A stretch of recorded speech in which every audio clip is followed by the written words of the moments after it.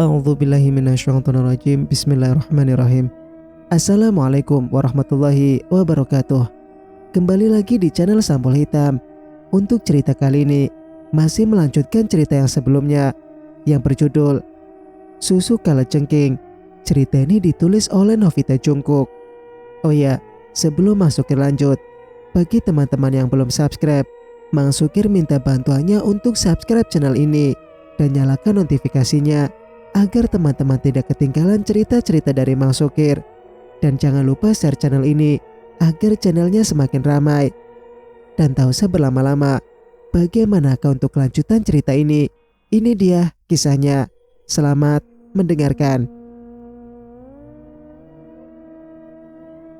5 gepok uang dengan nilai 50 juta kini berada dalam genggaman Sari.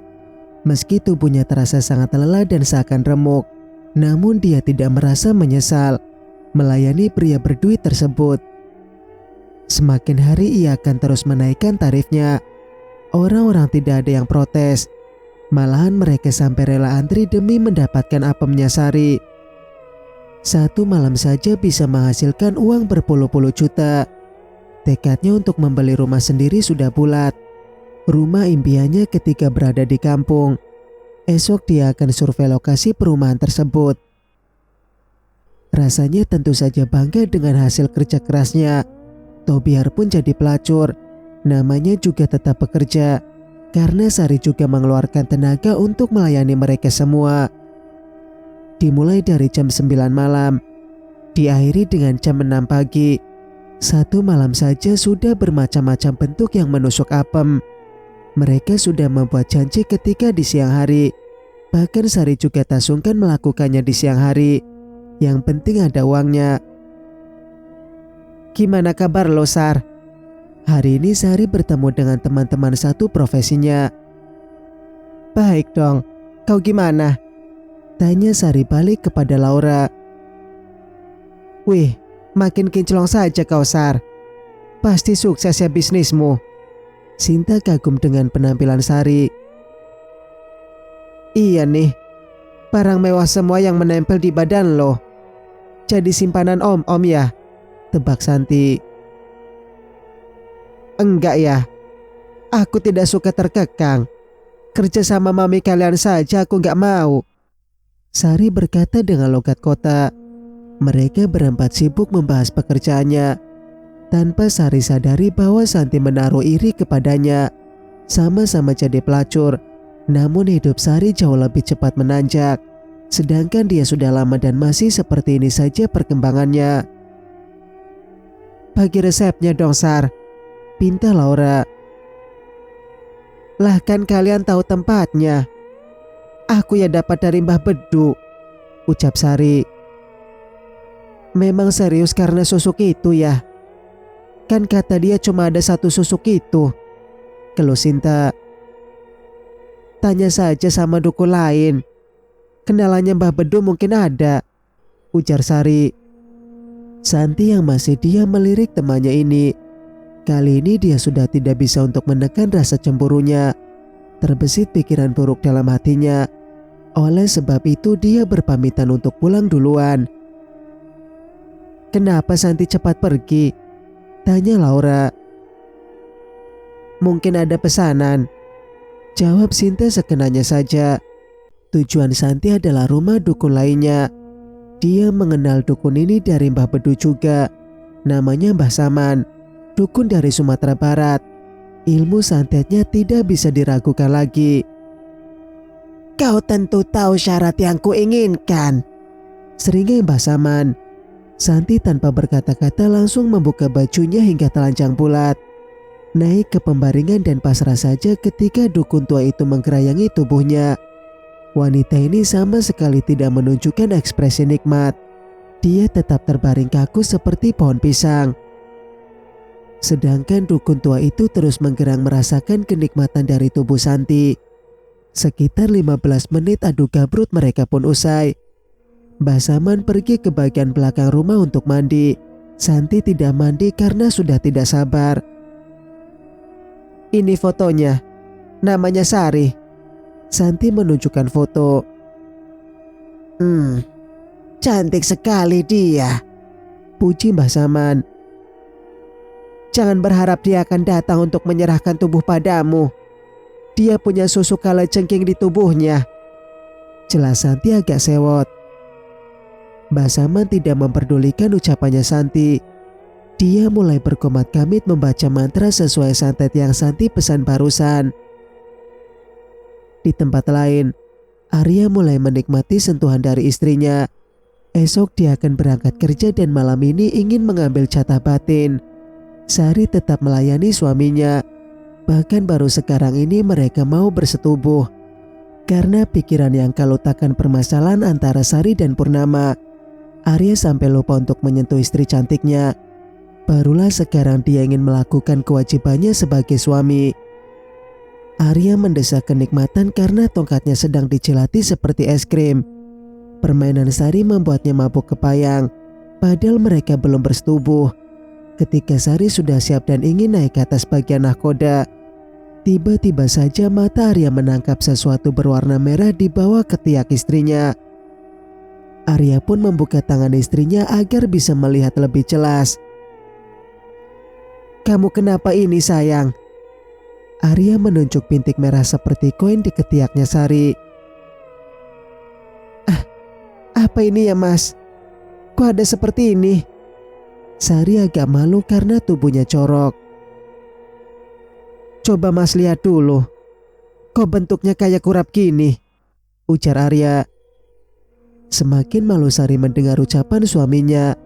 Tidak mungkin dia punya kurap di tubuhnya yang mulus seputih porselen. Kenapa mendadak ada kurap yang tumbuh di sana? "Besok aku mau cek ke dokter kulit lah mas." Sari cepat memakai bajunya. "Apa rasanya sakit dan gatal?" Arya masih cemas dengan keadaan istrinya.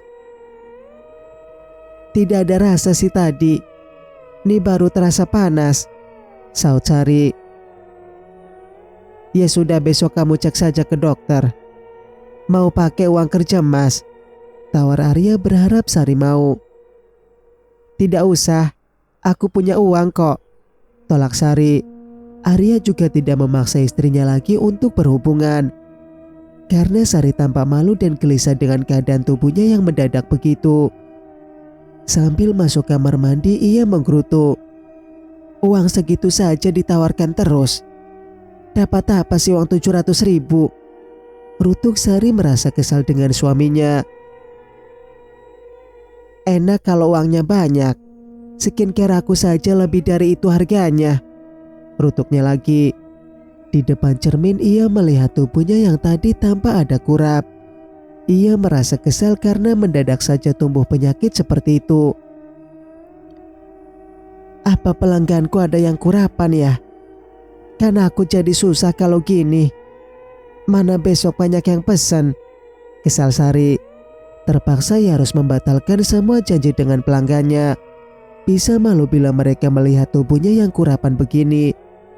Malah nanti mereka akan menggunjing dan tidak mau datang lagi. "Pakai obat taurung saja dulu, Dek," saran Arya ketika Sari keluar dari kamar mandi. "Manalah mempan, Mas. Nanti malah semakin lebar saja.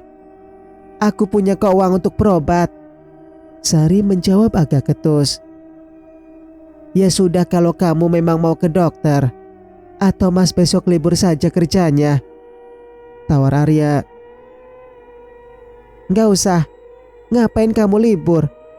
Aku bisa sendiri kok," tolak Sari cepat. Mendengar nada suara istrinya yang agak meninggi, barangkali saja Sari merasa malu dengan penyakitnya.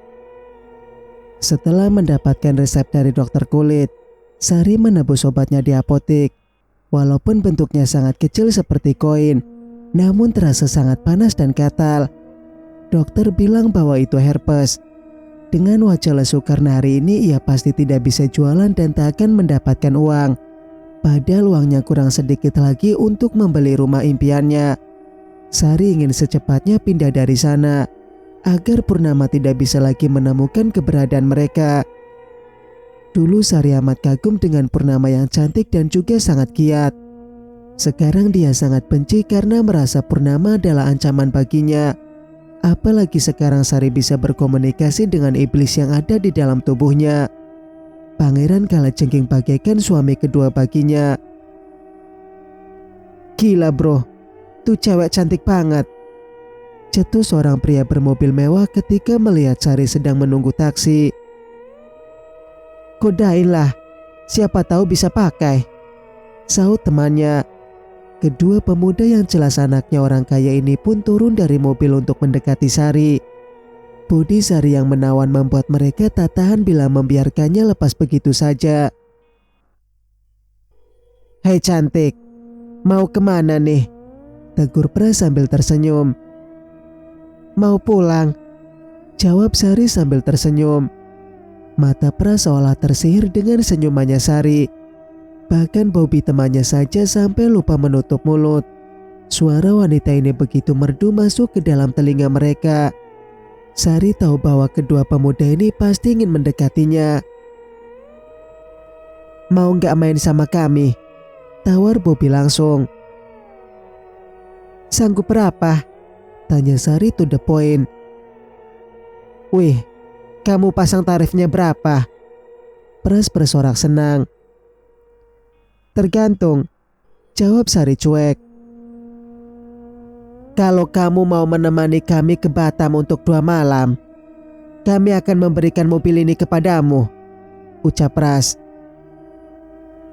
Dan kalau permainan kamu bagus, akan ada bonus juga dariku, bisik Bobby sudah mepet pada tubuh Sari.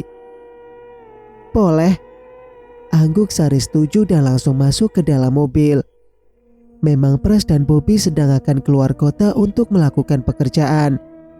Kebetulan ada mawar elok di tengah jalan.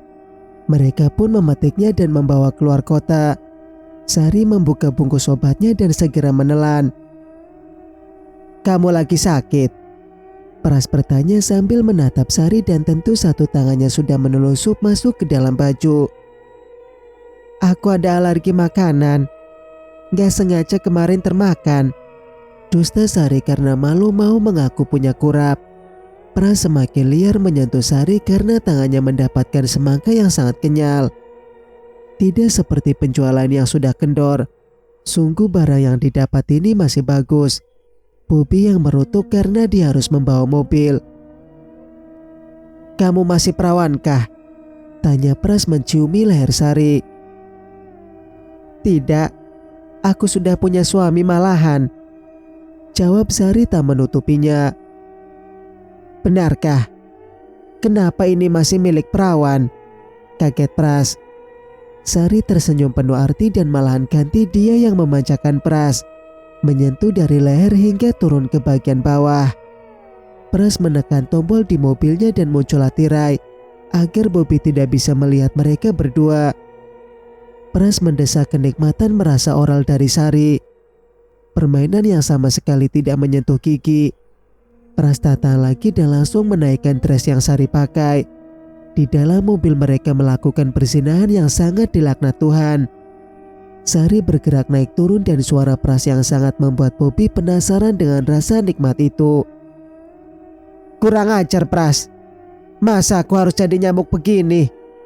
Rutuk Bobby dan menghidupkan musik agar sedikit tersamar. Padahal Bobby juniornya sudah berdiri tegak karena terangsang mendengar permainan dari arah jok belakang. Pras terus mengerang kenikmatan membuat Bobby sangat dongkol. Tak sampai 15 menit permainan berakhir dengan lolongan Pras yang sangat puas. Sari tersenyum dan segera turun dari pangkuan pria ini. Ah, kau sangat nikmat sekali sayang. Pras mengelus apem yang basah. Gantian sana sama teman kamu. Kasihan dia, suruh Sari. Pras tertawa mengingat Bobby yang pasti sedang sangat marah. Mobil juga sudah berhenti pertanda Bobby ingin segera mencicipi apem Sari. Santai dong, jangan manyun begitu, gurau Pras ketika akan berpindah. Brengsek kau, malah curi star, rutuk Bobby. Mendengar rutukan temannya, perasaannya tergelak dan segera mengemudikan mobilnya sambil mengingat cepitan apem yang sangat luar biasa. Kok bisa seenak itu ya? Ah, aku jadi pengen lagi, batin Pras. Sedangkan Bobby yang memang sangat tegang, dia menolak pemanasan dan ingin langsung menusuk apemnya saja. Semula dia ingin kayak doggy style, namun Sari menolaknya dan ingin menunjukkan goyangan mautnya. Sari meletakkan tangan Bobby di semangkanya. Kok kenyal sekali. Ah, enak sekali. Bobby mendusal semangka tersebut. Mobil terus berjalan sambil membawa dua insan yang sedang bersatu. Baru kali ini perjalanan dinas mereka terasa sangat nikmat. Di tempat lain, Arya mengangkat semen di pundaknya untuk dibuka. Tidak peduli panasnya matahari yang sangat panas menyinari bumi. Para pekerja bangunan terus saja memasang batu dan juga yang sedang mengaduk semen menggunakan cangkul. Tiba waktunya untuk istirahat dan mereka semua berkumpul untuk makan siang. Arya memakan nasi hanya dengan lauk telur dadar karena memang ini yang paling murah. Gak bosan kau setiap hari makan telur dadar? Tidak akan kaya juga kau Arya, walau setiap hari makan sama telur. Sini Sianto yang baru hari ini pindah ke sini. Meski tidak kaya tapi kan bisa sedikit lebih irit, jawab Arya. Cih, dasar orang miskin. Bilang saja kau tidak punya uang untuk makan enak. Hina Yanto yang memang sangat benci kepada Arya. Sebenarnya Arya juga tidak tahu kenapa Yanto sangat benci kepadanya. Bahkan dia tidak merasa punya salah kepada pria ini. Dia juga tak pernah berkata kasar kepada Yanto. Kau itu kok sangat kurang ajar kalau bicara, Yan. Tidak sadar kalau kau juga orang miskin. Yusuf yang menyela. Biarpun miskin tapi aku masih makan enak. Untuk apa kerja kalau makannya masih kayak gitu? Yanto masih saja menghina. Ya kan cuma kau saja yang makan enak. Lihat emakmu yang sakit tak pernah kau bawa berobat. Malah kalau kau punya uang, kau pergi mencari gadis malam. Yusuf memang tahu keluarganya Yanto. Terdiam Yanto karena tidak bisa mengelak ucapan temannya ini. Dia memang sering memakai jasa gadis malam untuk memuaskan hasratnya. Emaknya sakit-sakitan di kampung. Sebulan sekali baru dikirimi uang. Singkat cerita, sesuai dengan janjinya Pras dan Bobby, mobil baru sudah menjadi miliknya Sari. Bukan main senangnya wanita ini karena mendapatkan kendaraan yang sangat ia impikan. Dengan usaha yang tidak perlu mengeluarkan tenaga banyak, kini Sari sudah punya mobil berwarna merah. Kemanapun ia pergi, bisa membawa mobil tersebut. Lagi pula dia sudah bisa menyetir, hanya belum pernah membawanya ke kota. Hari ini dia mengajak ketiga temannya untuk menjajal mobil baru. Laura yang memang lebih dekat dengannya yang membawa mobil. Luar biasa banget sih kamu, Sar. Belum lama kerja gini kau sudah bisa dapat mobil. Sinta bersorak kagum. Ini tuh bayaran aku untuk 2 malam menemani mereka. Dan ternyata mereka memang royal banget, cerita Sari. Mereka, emang kamu dibooking berapa orang? Tanya Santi. 2 orang, jawab Sari sambil membenarkan anting berliannya. Oh, jadi ini bayarannya dari 2 orang. Kuat juga kamu langsung 2 orang, saut Laura. Gila sih, baru kali ini aku main langsung dengan 2 orang. Awalnya sakit juga, tapi lama-lama rasanya enak banget, cerita Sari. Apa nggak melar banget lobang punya lo itu jadinya, Sar? Kaget Santi. Enggak dong, percuma aku bayar mahal sama Mbah Bedu. Susuk ini juga bisa merapatkan kembali seperti perawan. Mereka saja awalnya mengira aku masih perawan, bangga Sari. Santi harus menelan rasa iri dengkinya mendengar cerita dari Sari. Berharap dia bisa mendapatkan susuk yang sama pula. Namun sangat susah untuk mendapatkan dukun yang memang asli kemampuannya. Kebanyakan hanya penipu saja. Hari ini aku yang traktir kalian. Bebas mau beli apa saja, ucap Sari mengeluarkan kartunya. Wih, udah punya kartu segala. Makin berduit saja kamu. Sinta menepuk pundak Sari. Jadi boleh nih ambil tas mahal juga, gurau Laura. Ya jangan mahal banget dong. Satu orang batasnya 10 juta saja, seru Sari. Ah, kamu memang yang terbaik, pekik Laura girang. Meski Santi juga mendapat traktiran 10 juta, namun dia masih saja tidak puas karena iri hatinya tersebut. Dia sudah lama kerja di dunia hitam ini, namun masih tidak punya uang banyak seperti Sari. Jadi mau kemana dulu kita? Laura sebagai sopir bertanya. Ke perumahan. Aku ada janji di sana, jawab Sari. Lah, kamu dapat pesanan. Ngapain ngajak kita? Pirang Santi. Bukan pesanan. Aku mau lihat rumah yang akan kubeli, ralat Sari. Gila, kamu udah mau beli rumah juga, pekik Sinta.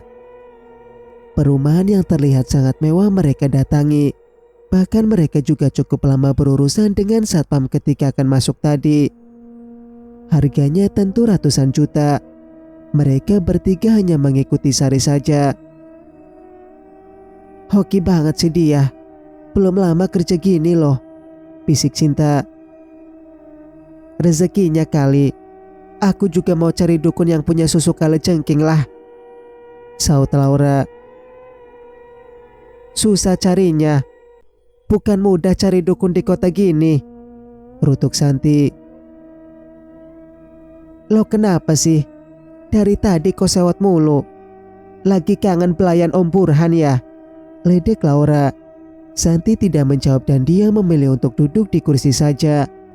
Malas ikut mereka yang sedang menemani Sari berkeliling melihat rumah. Cash yang kamu beli, Sar? Tanya Laura. Cash tempo. Bulan depannya aku bayar yang separuh, jawab Sari. Dia mah banyak pelanggan, jadi ya bisa saja begitu, timpal Sinta. Sari melakukan pembayaran setengah kepada yang mengurus perumahan ini. Kebetulan pula pengurusnya adalah pria. Bisa dengan mudah Sari membujuknya. Bahkan Laura dan Sinta sampai kagum dengan bakat temannya ini. Kalian tunggu di ruang lain dulu ya, bisik Sari mengedipkan mata. Mereka berdua paham dengan kode itu. Meski sedikit terperangah karena Sari sangat mudah untuk menjaring mangsanya. Sudah pasti setengah pembayaran dilakukan dengan apam legit. Ruangan itu dipenuhi dengan desain insan berdua. Mata Pak Novan sampai hilang yang hitam karena terbeliak kata saking nikmat goyangannya Sari. Singkat cerita, meski sudah punya rumah baru dan sudah lunas juga, Sari belum pindah ke sana karena masih mencari alasan yang tepat untuk suaminya. Malam ini Arya pulang dan dia sudah menyiapkan alasan bila suaminya bertanya tentang mobil. Dan benar saja, Arya pulang dan langsung melihat mobil yang sedang terparkir di depan warung mereka. Kejutan! Sari muncul dari sebelah mobil mengejutkan suaminya yang baru pulang menggendong tas kumuh. Arya memang terkejut mendengar suaranya Sari. Mobil siapa ini sayang? Tanya Arya memegang mobil sedikit. Punya kita, jawab Sari tak berhenti tersenyum. Bercanda kamu, ada orang yang menitipnya. Arya tidak percaya dengan ucapan istrinya. Aku serius mas, ini memang mobil kita. Aku dapat hadiah undian ini. Sari memegang tangan suaminya. Hah, undian apa? Arya masih setengah tidak percaya. Ayo masuk, biar aku tunjukkan sama kamu. Sari menarik tangan suaminya. Berkas-berkas mobil dan juga berkas yang sudah direkayasa oleh Pras. Sari tunjukkan kepada suaminya. Memang dia sempat minta tolong kepada orang yang memberinya mobil itu, sehingga dia punya alasan untuk diberikan kepada Arya. Serius kamu sayang? Itu mobil mahal loh. Arya melongo tidak percaya. Ini tuh buktinya. Bahkan aku sampai minta diperjelas supaya kamu percaya, dan bila nanti Kak Purnama mengatakan yang tidak-tidak tentangku, ada bukti ini. Jelas Sari sengaja membawa nama kakaknya Arya. Pasti orang itu kesal ya sama kamu karena repot sekali membuat ini. Maafkan Kak Purnama ya. Sesal Arya merasa bersalah pada istrinya. Gak masalah kok Mas. Memang mereka awalnya sangat kesal dan kayak mau membatalkan gitu. Dusta Sari. Semakin pilu hati Arya karena sang istri begitu berusaha untuk membuat dia percaya, dan takut bila nanti Purnama akan menuduhnya. Mandi dulu ya. Tadi aku masak sop daging untuk kamu, suruh Sari. Jualan kamu laris ya? Kulkas kita isinya bermacam-macam buah-buahan, ujar Arya ketika melihat isi kulkas. Seperti biasa Mas. Tuh stok bakso udah gak ada lagi di kulkas, ujar Sari sambil memanaskan sop buatannya.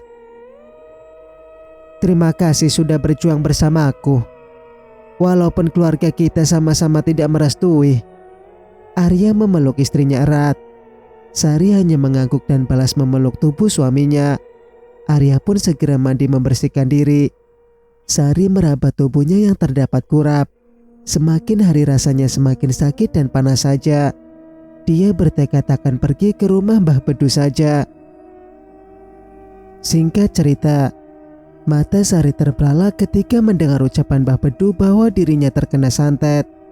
Duganya langsung mengarah kepada Purnama sang kakak ipar.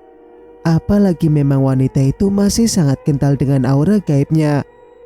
Betapa marahnya Sari sekarang karena Purnama sudah bermain ilmu hitam kepadanya. Kembalikan sakit hatiku padanya Mbah, geram Sari. Aku tidak berani. Dia bukan wanita sembarangan. Tidak akan sanggup aku melawannya, tolak Mbah Bedu. Sampean itu dukun sakti, masa tidak berani melawannya? Heran Sari. Dia bukan orang biasa. Aku tidak mau mati sekarang. Mbah Bedu bisa merasakan kekuatannya Purnama. Jelas ilmunya jauh di bawah Purnama. Lebih baik ia menolak permintaan Sari daripada dia harus mati di tangan siluman ganas itu. Sari yang dibuat bingung karena ingin sekali memberi pelajaran pada wanita itu. Sebaiknya kau berkomunikasi dengan pangeran. Mungkin saja dia bisa membantumu, saran Mbah Bedu. Benarkah? Berarti dia bisa dimintai tolong, Mbah. Kaget Sari tidak menyangka. Tentu saja. Asalkan kau bisa menemukan tumbal pastinya, jawab Mbah Bedu. Sari pun mengangguk dan dia juga diajari cara berkomunikasi dengan pangerannya. Biasanya Sari hanya akan bertemu pangeran hanya saat malam Jumat saja. Namun rasanya terlalu lama bila menunggu malam Jumat nanti. Dia sudah tidak sabar untuk membalas kakak iparnya yang dituduh sebagai pembuat santet. Mbah Bedu tidak bisa melihat pengirim santet itu. Sari sudah yakin bahwa Purnama adalah pelakunya. Mandilah dengan abu jerami ini saat maghrib. Meski rasanya sangat panas, kau harus menahannya, pesan Mbah Bedu. Baiklah, ini ada sedikit uang dariku. Sari memberikan amplop yang berisi 1 juta. Dengan langkah tergesa-gesa meninggalkan rumah Mbah Bedu, Sari segera menuju rumah yang sudah dibelinya. Ia ingin segera berkomunikasi dengan pangeran karena di warung masih ada suaminya. Bersambung, nantikan kelanjutan ceritanya di video berikutnya. Masukir pamit. Wassalamualaikum warahmatullahi wabarakatuh.